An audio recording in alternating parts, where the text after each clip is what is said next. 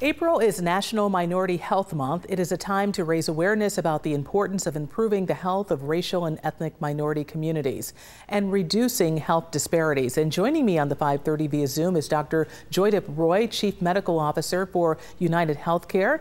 Thank you for joining me today. Thank you for having me here today. What are the non-medical factors that impact a person's health, and how is it reflected in the disproportionate health outcome that we see in minorities?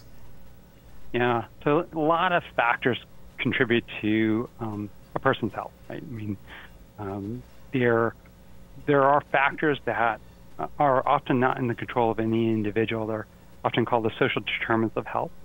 And what we found is that as much as 80% of health outcomes are tied to this social and economic conditions. Those that are things that are uncontrollable, that really shape one's daily life, right?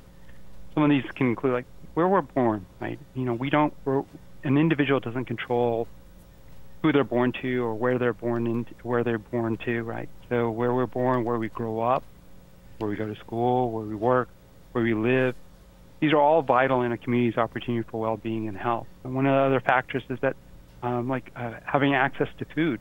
You know, there are areas of the country that are considered food deserts where there's not a grocery store, and these that leads to people consuming highly processed foods versus fresh produce or vegetables and fruits that can help improve one's health.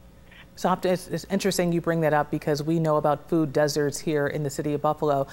We often talk about early detection. What specifically should minority groups, Blacks, Latinos, Native Americans, Asians, be alert, and what should they look out for when it comes to early detection? Yeah, first of all, cancer, right, is a huge area of concern. And for Black and African Americans, they have the highest rate of mortality of any racial group as it relates to cancer. And you can go into specifics, for Hispanics, there are certain types of cancers that are more prevalent, like liver cancer in Hispanics.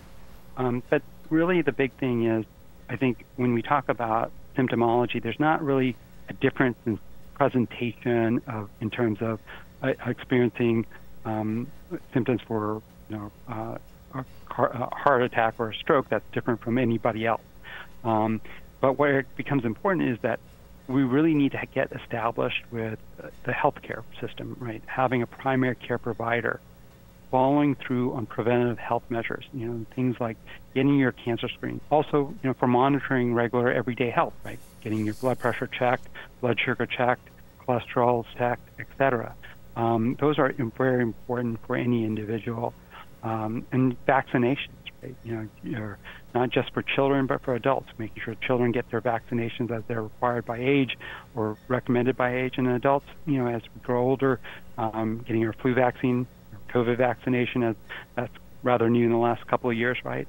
Along with other vaccinations as we grow older. That's very interesting. My final question, you also looked at some suicide numbers. For years, it was really hush-hush in many minority cultures. This doesn't happen in our community.